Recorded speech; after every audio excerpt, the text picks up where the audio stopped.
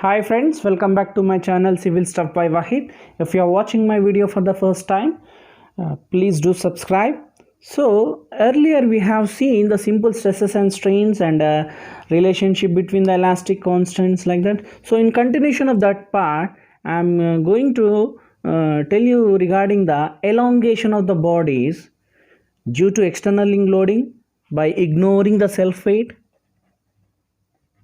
and by considering the self weight. So these are the two conditions. Suppose a prismatic bar means what? Throughout the length of the cross section will be uniform, then only we call it as a prismatic bar. If a prismatic bar of length L having a Young's modulus of elasticity of the material is E subjected to a pull of P, then elongation is what? PL by AE.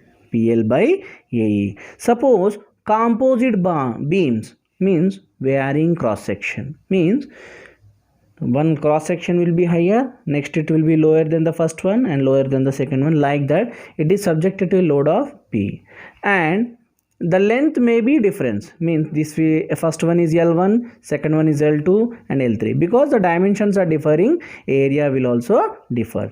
And if the material is same, E will be constant. If the material is also different, then it will be E1, E2, E3. So based upon the elongation for a composite beams, it will be elongation of first part, second part and third part.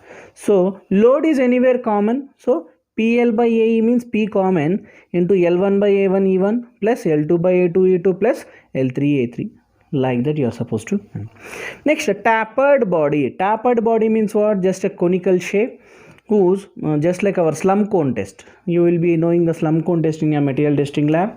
So one diameter is small d and another diameter is capital D. Okay, in that situation the elongation can be calculated is generally see PL by AE. So PL by E, what is A?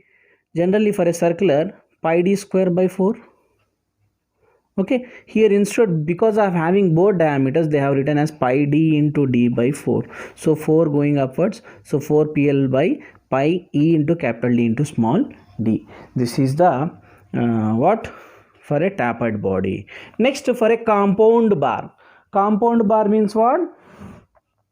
They are two different materials confined in each other and formed one bar whose length are same. Okay, area will be differing, it means this is one area and this is another area. Okay, so PL by AE means PL length is same and load is same, so PL by A1 E1 plus A2 E2. Because compound means there are two materials, different materials with different cross sections have been used. Now all these are excluding its self weight. Suppose due to self weight, the elongation of a uniform rod due to self weight. Now uniform rod means what? It will be constant, the diameter will be constant. Okay, cylindrical rod means specific length will be there and diameter will be there, and uniform rod means it will be, for looking purpose, it will be same. By considering the self weight of that means a particular length of bar is there whose weight I know. So for that the elongation is the self weight L by 2AE. Whereas if I know the particular length of the cylindrical rod with diameter, I know the length also. Okay.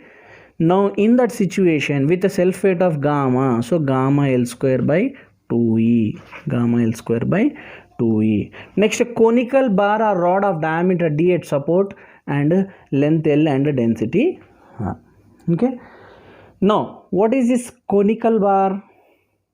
Cone shape. It will be what? Cone shape. At the support it is having a diameter of D and length of L with a density of gamma, that is gamma L by 6E. Gamma L by 6E. So these are the elongation formulas for members considering the self weight and ignoring the self weight. Next we'll see the temperature variations.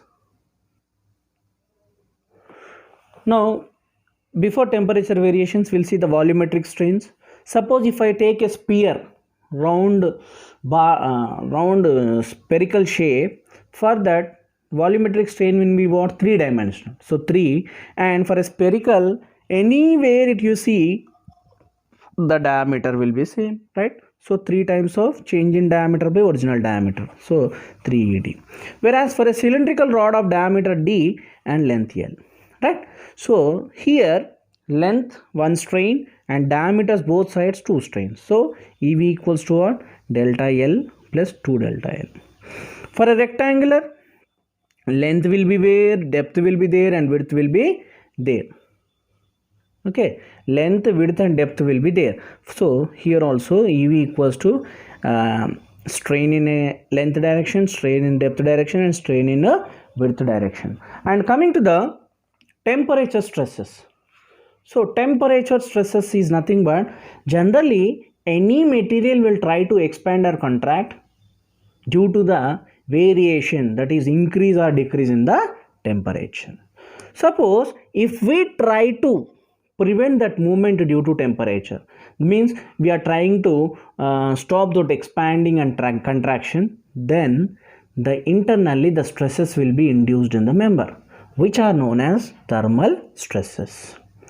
Now load, in terms of load and in terms of strain. So in terms of load, alpha into T into E. So what is alpha? Coefficient of linear expansion, and T is nothing but change in temperature, and E is nothing but Young's modulation. Now here alpha is defined as the change in length of the material per degree rise or fall of temperature.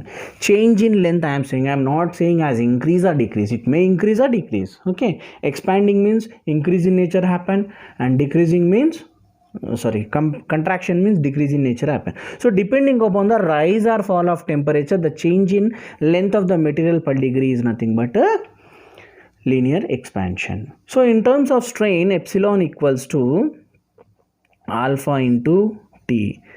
Now what is epsilon? Delta L by L. If I substitute here, so delta L, elongation due to temperature is length into expansion into T. Okay, now these are some of the values you supposed to keep in mind. That is, alpha, linear expansion values is T is 12 into 10 power minus 6 per degree centigrade. For copper it is 17.2 into 10 power minus 6 per degree centigrade, and for brass it is 21 into 10 power minus 6 per degree centigrade, and for aluminum it is 23 into 10 power minus 6 minus 5 per degree centigrade. Okay, thank you for watching my video. Please do subscribe for more videos.